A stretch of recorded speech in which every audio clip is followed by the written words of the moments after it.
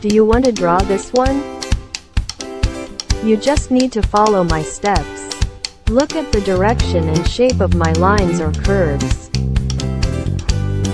Let's move your marker now.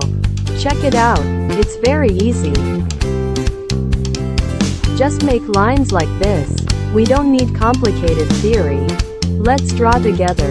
Don't be afraid of being wrong. Everyone has their own artistic soul.